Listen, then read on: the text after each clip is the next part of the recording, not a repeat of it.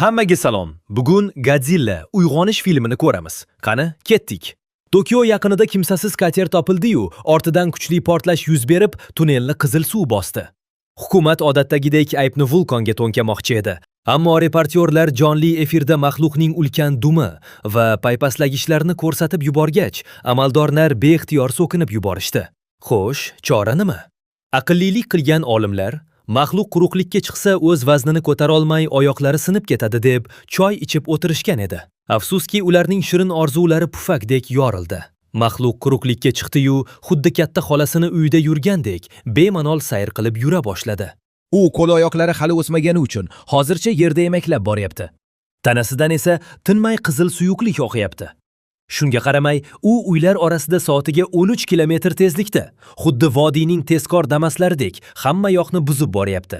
Lekin shaharda uylar zich qurilgani uchun uni shunchaki portatib bo'lmaydi. Yagona chora qochish.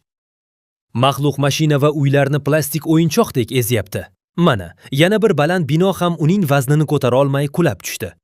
Bosh vazir 2 jahon urushidan beri ilk bor favqulodda holat e'lon qilib, armiyani oyoqqa turg'izdi. Endi butun umidimiz jangovar vertolyotlardan. Shu payt maxluq asfaltga urilib qotib qoldi. Ammo xursand bo'lishga ulgurmasimizdan u birdan orqa oyoqlariga turib, odamdek tik yurib ketdi. Bo'yi va dumi bilan qo'shib hisoblaganda uzunligi 170 metrga yetdi. Yetib kelgan vertolyotlar o't ochishga shay edi, lekin tinch aholiga zarar yetmasligi uchun buyruq so'nggi soniyada bekor qilindi. Hech qanday qarshilik ko'rmagan maxluq esa shaharni mazza qilib aylantirib, yana dengizga qaytib kirib ketdi. U quruqlikda bor yo'g'i 2 soatgina yurdi. Biroq shahar tamom bo'ldi. Endi flot dengiz tubini titib uni qidirmoqda. Harbiylar esa bosh qotirishyapti. Bizning aqlli Begzod esa maxluqqa qarshi kurashish uchun ekspertlar jamoasini yig'di. Qiziq tomoni, tekshiruvlardan keyin maxluqda zarracha aql belgilari topilmadi. U shunchaki katta va molpam edi. Eng qizig'i, u hech narsa yemaydi. Xo'sh, unda buncha energiya qayerdan kelmoqda? Olim Shirina xonim topdi. Yadroviy reaksiya. Maxluq qadam bosgan har bir qarich yerda radiatsiya darrov kosmosga chiqib ketyapti. Shu orada Begzodning huzuriga Amerika vakili Dilso'z kelib, muhim ma'lumotni aytdi. Bu baloni bir necha yil avval bashorat qilgan professor Islombekni topish kerak.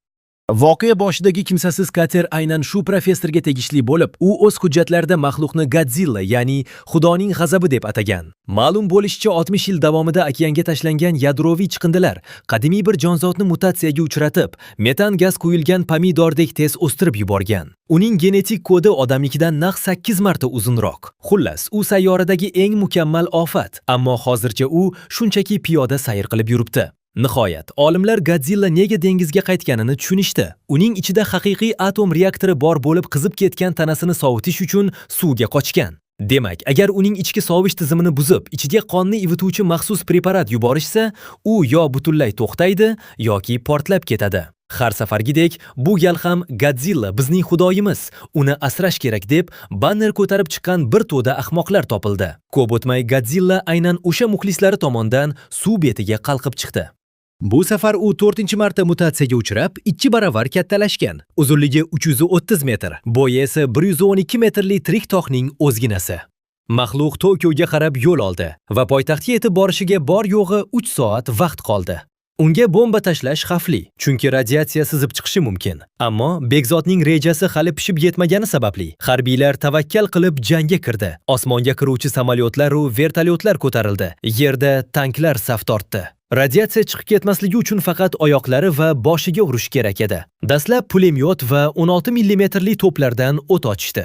Ammo Godzilla buni pashsha chaqqandek ham ko'rmadi. Oxiri raketa tizimlarini ishga solishdi. Hamma raketalar nishonga aniq tegdi. Lekin chang to'zon tarqalgach, harbiylarning og'zi ochilib qoldi. Maxluqning burni ham qonamagan edi. Keyin o'nlab tank va artilleriyalar yopishib, faqat oyoqlariga o'q yog'dirdi. Bu yalp hujum uni biroz sekinlashtirdi. Maxluqning tanasi snaryadlar portlashidan xuddi yangi yil archasidek yarqirab ketdi. Maxluq to'xtadi. Fursatdan foydalangan harbiylar uning boshiga dahshatli og'ir bombalarni yog'dirishdi. Godzilla og'riqqa chidolmay chekina boshlagach, quvongan uchuvchilar havo zarbasini takrorlashdi. Ammo quvonch uzoqqa cho'zilmadi.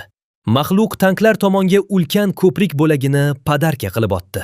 Eng yomoni, harbiylarning bor o'q-dorisi tugadi. Godzilla esa Tokio ostonasiga yetib keldi. Mudofaa chizig'i chilparchin bo'lib, qo'mondonlik punkti yakson etilgach, operatsiya to'xtatildi. Tirik tog' tunda Tokio mahallalarini g'ishtiga qo'ymay vayron qila boshladi. Shu payt osmonda Amerikaning bombardimonchi samolyotlari ko'rindi. To'g'risini aytganda, bu samolyotlar Godzillaning o'zidan ham ko'proq zarar yetkazishi mumkin edi. Shaharda haqiqiy qiyomat boshlanib, odamlar jon vahimasida metroga qarab qochishdi. Hatto bosh vazirni ham shoshilinch evakuatsiya qilishga to'g'ri keldi. Ko'p o'tmay Maxluqning orqasiga ikkita bunker teshuvchi bomba kelib tushdi va u og'riqdan bo'kirib yubordi. Mana shu yerda Godzilla bor hunarini ko'rsatdi. Orqasidagi qirralari porlab, dahshatli foton nurlarni sochdi. Bu nurlar osmondagi samolyotlarni kul qilib, uylarni xuddi pichoq sariyog'ni kesgandek teshib o'tdi. Hatto ichida bosh vazir bo'lgan vertolyotni ham urib tushirdi. Uchta yirik tuman bir necha soniyada kultepaga aylangach, Maxluq esa kinolaringni to'xtatib tur, men charchadim deb joyida qotib qoldi. Endi eng yomon muammo u qoldirgan o'ta yuqori radiatsiya. Millionlab odamlar boshpanasiz. Hukumatda esa na kuch va na resurs qoldi. Amaldorlardan faqat qishloq xo'jaligi vaziri omon qolgani uchun majburlikdan shu cholni yangi bosh vazir qilishdi. Lekin uning xayoli mamlakatda emas, likopchasidagi ezilib ketgan lag'monida edi. Shu paytda olimlar Godzillaning hujayralarini tekshirib, dahshatli haqiqatni aniqlashdi. Bu balo o'z-o'zidan ko'paya olar va qisqa muddatda butun sayyorani egallashga qodir ekan. Buni eshitgan Pentagon Godzillani termoyadroviy bomba bilan yo'q qilishni taklif qildi. Ya'ni Amerika Tokio markaziga atom bombasi tashlamoqchi. Biroq bizning Begzod va uning jamoasi muzlatish rejasidan umid uzmadi. Ammo ularda atigi 15 kun vaqt bor. Maxluqning energiyasi shu vaqt ichida tiklanadi. Agar ulgurishmasa, Amerika baribir yadroviy raketani uchiradi. Hatto poytaxtdagi 4 million aholi evakuatsiya bo'lishga ulgurmasa ham. Shu payt Begzodning jamoasiga professor Islombekning so'nggi tadqiqotlari kelib tushdi. Ammo daho olim shunday murakkab sxema qoldirgan ediki, uni tushunish uchun hamma olimlarning miyasi ham portlab ketishiga oz qoldi. Yakunda olimlar baribir uddalashdi va Maxluqning organizmi qanday ishlashini aniqlashdi. Endi Begzodning rejasini boshlasa bo'lardi, ammo yana bir muammo chiqdi. Dori tayyor bo'lishiga 3 kun kerak. Amerikaning atom bombasi esa 2 kundan keyin uchadi. Yaxshiyamki o'rtaga aqlli dilso'z tushdi. Uning harakatlari tufayli Amerika zarba berishni zo'rg'a bir kunga ortga surdi. Muzlatuvchi dorilar ulkan sisternalarga quyildi. Operatsiyadagi har bir ko'ngilli radioaktiv nurlanishdan o'lishini bilsa-da, Yaponiyani qutqarish uchun jangga kirdi. Va nihoyat, operatsiya boshlandi. Birinchi bosqichda Godzillaning oyoqlari ostiga portlovchi moddalar to'la poyezdlar borib urildi. Ikkinchi bosqichda osmonni dronlar armiyasi qopladi. Maxluq uyg'onib, ularga foton nurlarini ota boshladi. Harbiylarning maqsadi ham shu, uning bor energiyasini tugatish. Godzilla hamma yoqni qog'ozdek qulatib nurlarini sochdi. Ammo tez orada dumi ham, og'zi ham zapravkasiz qolib charchadi. Keyingi bosqichda Godzilla atrofidagi barcha osmon o'par binolar portlatildi. Imoratlar to'ppa-to'g'ri Maxluqning ustiga qulab, uni xarobalar ostida ko'mib tashladi. U qimirlay olmay qolgach, kranlar yetib kelib, dori to'la shlanklarni Godzillaning og'ziga tiqib, preparatni sharillatib quya boshlashdi. Shu payt Godzilla kutilmaganda yana jonlanib, sochgan so'nggi nuri bilan barcha texnika va odamlarni kul qilib yubordi. Ammo dori baribir o'z kuchini ko'rsatdi. Maxluq sekinlashdi. Uning oyoqlari ostiga yana portlovchi poyezdlar yuborildi va dahshatli portlash uni nokaut qildi. Kranlarning yangi guruhlari yetib kelib, daqiqalar ichida o'nlab sisternalarni uning og'ziga bo'shatdi. Godzillaning terisi qotib, dumi jonsiz holatda asfaltga tushdi. Shunda ham u so'nggi bor oyoqqa turdi. Biroq bu safar faqat abadiy haykal bo'lib qotish uchun edi. Uning ko'krak qafasidagi harorat -200 darajagacha tushib ketdi. Kaltakesak zararsizlantirildi. Ekspertlarning aytishicha, 2-3 yildan keyin shaharda radiatsiya butunlay yo'qoladi. Endi faqat vayron bo'lgan Tokioni qayta qurish va yangi hukumatni saylash qoldi. Bir vaqtlar Yaponiya xarobadan qaddini ko'targan edi. Buni yana uddalaydi. Film so'ngida muzlab qolgan Godzillaga yaqinroq qaralsa, u yerda kichik va dahshatli yangi maxluqlar paydo bo'lishga ulgurgan edi. Demak, qiyomatning ikkinchi qismi hali oldinda. Xayr.